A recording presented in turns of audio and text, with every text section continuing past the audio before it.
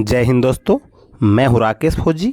दोस्तों, आप सभी के लिए जो बेसब्री का इंतज़ार था आपका कि एसएससी जीडी की वैकेंसी के लिए, तो एसएससी जीडी की वैकेंसी रिलीज़ हो चुकी हैं, ये आप सभी को पता है। इसमें ये 2-4 दिन पहले ही हो चुकी है और नोटिस आप सभी को मिल चुका होगा। 30/11/22 तक इसकी लास्ट डेट है एग्ज़ाम की। इसके अलावा आपको ऑनलाइन फ़ीस पेमेंट 1/12 तक है और आप जनवरी 2023 में इसका एग्ज़ाम होने वाला है। तो एसएससी जीडी के अंदर जो पहले से जो बच्चे तैयारी कर रहे हैं या फिर जिनको थोड़ी बहुत जानकारी इसके बारे में, तो बेस्ट है। लेकिन जो बच्चे अभी जैसे 18 साल के होके अभी फर्स्ट टाइम भर रहे हैं, तो उनके लिए हर पोस्ट के अंदर कांस्टेबल की जो एसएससी जीडी के भर्ती होता है उसकी कैसी जो प्रोफाइल होती है, क्या वर्क करना पड़ता है, कितने घंटे की ड्यूटी होती है, तो इस वीडियो के माध्यम से आपको पूरी जानकारी मिलने वाली है। अगर आप चैनल पे पहली बार आए हैं, चैनल को सब्सक्राइब जरूर कर लीजिएगा, वीडियो को लाइक नहीं किया तो लाइक कर लेना। इसके अलावा अगर आप हमारे टेलीग्राम ग्रुप से जुड़ना चाहते हैं, डिस्क्रिप्शन में लिंक है, टेलीग्राम ग्रुप से भी आप जुड़ सकते हैं। तो दोस्तों, एसएससी जीडी से अगर आपका सिलेक्शन हो जाता है तो एसएससी जीडी से सिलेक्शन आप कांस्टेबल रैंक पे आप भर्ती हो रहे हैं। ये चाहे आप ग्रेजुएट पास हैं, चाहे आप 12th पास है, आपकी जो एजुकेशन कितनी भी है, चाहे आप जैसे इसमें अंदर एलिजिबल होने के बाद आपका सिलेक्शन हो गया तो आपकी जो रैंक होगी वो कांस्टेबल होगी। अब कांस्टेबल रैंक का जो वर्क होता है, जो खास करके जो जीडी का, जैसे जीडी के अलावा जितनी भी ट्रेड्स होती हैं, चाहे आप हॉस्पिटल स्टाफ के अंदर किसी के अंदर भी आप जाते हैं तो एक वर्क जो होता है निर्धारित होता है। लेकिन जब आप एक जीडी से भर्ती हो जाते हैं तो जीडी से भर्ती होने के बाद में जो कांस्टेबल जीडी जनरल ड्यूटी, सामान्य ड्यूटी जो होती है, इसका एक जो वर्क होता है वो फिक्स निर्धारित नहीं होता।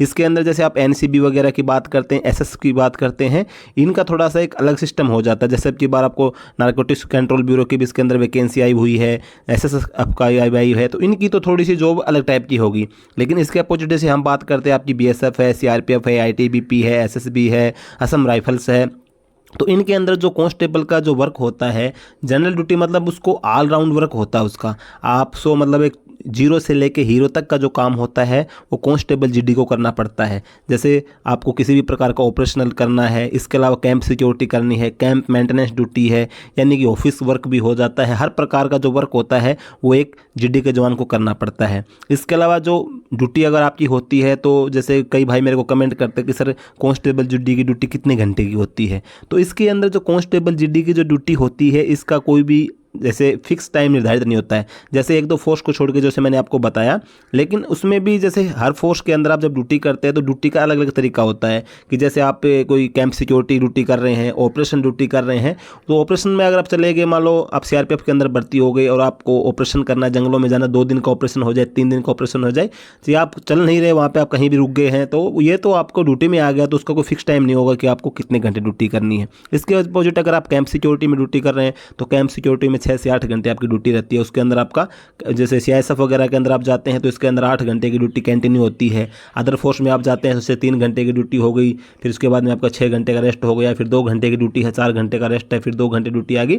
इस प्रकार से आपको करनी पड़ती है। कैंप में जो मेंटेनेंस होता है, जैसे आप जिस जगह पर रह रहे हैं उस जगह को मेंटेन रखना भी आप हो, चाहिए कोई भी फोर्स के अंदर भर्ती होता है उसकी जवाबदारी होती है। तो कैंप की साफ सफाई, कैंप मेंटेनेंस वगैरह की जो जवाबदारी होती है वो भी जीडी के जवान की होती है। तो इसकी जो मेन जो है कि आपकी जो ड्यूटी है वो कोई फिक्स निर्धारित नहीं होती है। आप अगर आप जीडी से भर्ती हो रहे हैं कि आपको यही ड्यूटी करनी है।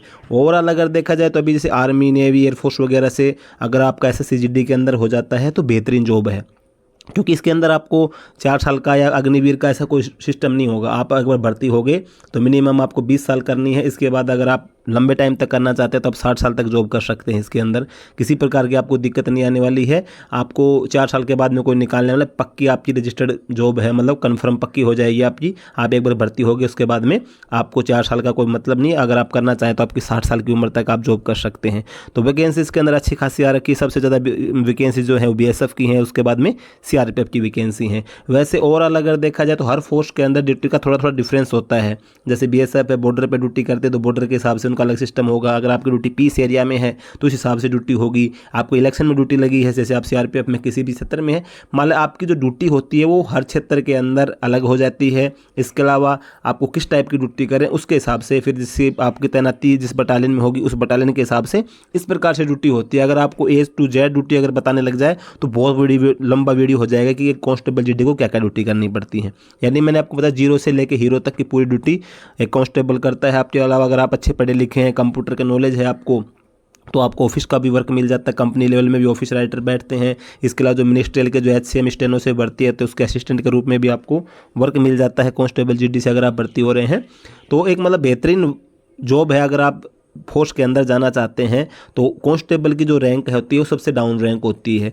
लेकिन इसके अंदर अगर आप एक अच्छे पढ़े लिखे हैं, आपके अंदर एक अच्छी मतलब एबिलिटी है और आप आगे बढ़ना चाहते हैं, आप आपका रिकॉर्ड अच्छा रखता है, तो आपको बहुत सारे उसके अंदर ऑप्शन मिलते हैं। आप LDC एग्ज़ाम दे के आगे बढ़ सकते हैं, आप सिविल एग्ज़ाम से भी आगे बढ़ सकते हैं। तो इसके अंदर आपको ऑप्शन बहुत मिलते हैं बढ़ने के लिए। अगर आपको एक जॉब आपके एक प्लेटफॉर्म बनता है तो सबसे पहले आप इस जॉब को एक बार पा लेते हैं, उसके बाद में अगली जॉब के लिए आपको तैयारी करने के लिए भी टाइम मिल जाएगा। इसके अलावा अगर आप LDC वगैरह से फोर्स के अंदर जॉब करना चाहते हैं तो जैसे CRPF के अंदर आप हेड कांस्टेबल GD से जा सकते हैं, HCM से जा सकते हैं, सब इंस्पेक्टर से हो सकते हैं, जो सिग्नल प्लाटून्स होते हैं रेडियो ऑपरेटर वगैरह, रेडियो मैकेनिक, उसमें जा सकते हैं। सेम इसी के अलावा जैसे BSF है, CISF, इसके अंदर भी HCM, ASI स्टेनो, आपको जैसे हेड कांस्टेबल GD तो सिर्फ CRPF के अंदर ही होता है, अदर फोर्स में नहीं है। लेकिन आप HCM से, स्टेनो से, रेडियो ऑपरेटर से, रेडियो मैकेनिक से, रेडियो फिटर बोलता हूँ, इन सभी पोस्ट के ऊपर आप LDC एग्जाम दे के आप जा सकते हैं। आगे बढ़ने के लिए आपके पास में बहुत सारे ऑप्शंस होते हैं, अच्छी खासी सैलरी होती है। तो अगर आप ये चाहते हैं कि हमको डिटेल में चाहिए कि कौन सी फोर्स में आप कौन सा LDC एग्जाम देते हैं, उसके लिए कितनी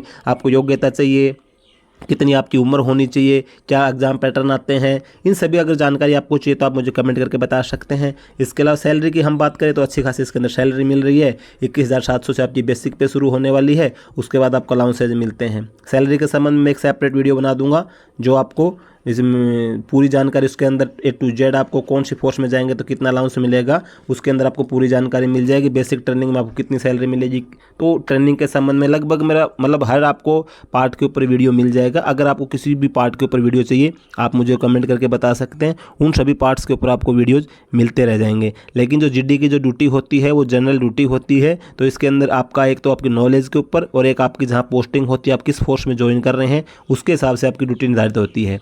फिक्स जो इसकी जो वैसे नॉर्मल अगर बोला जाए तो जो GD के जवान होते हैं, जैसे आपको कमांडो भी आपको ड्यूटी करनी है, कमांडो बन के आप ऑपरेशन भी करते हैं, आप किसी भी फोर्स में जा सकते हैं। जैसे फोर्स में गए वहाँ से आप NSG कमांडो बन सकते हैं, SPG कमांडो बन सकते हैं, आप डेपुटेशन भी जा सकते हैं, बहुत आपके पास में ऑप्शन रहते हैं।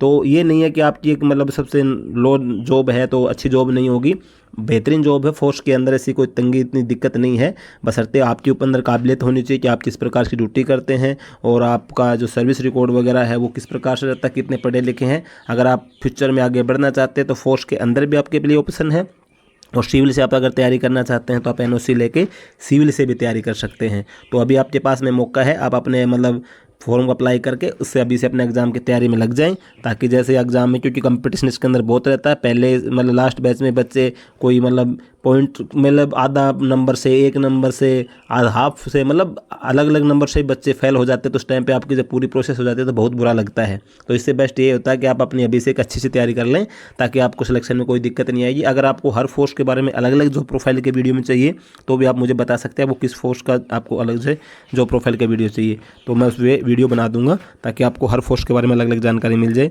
आज के वीडियो में बस यही जानकारी थी। जानकारी अगर आपको अच्छी लगी हो वीडियो को लाइक कर लेना, चैनल पहले सब्सक्राइब जरूर कर लेना। जय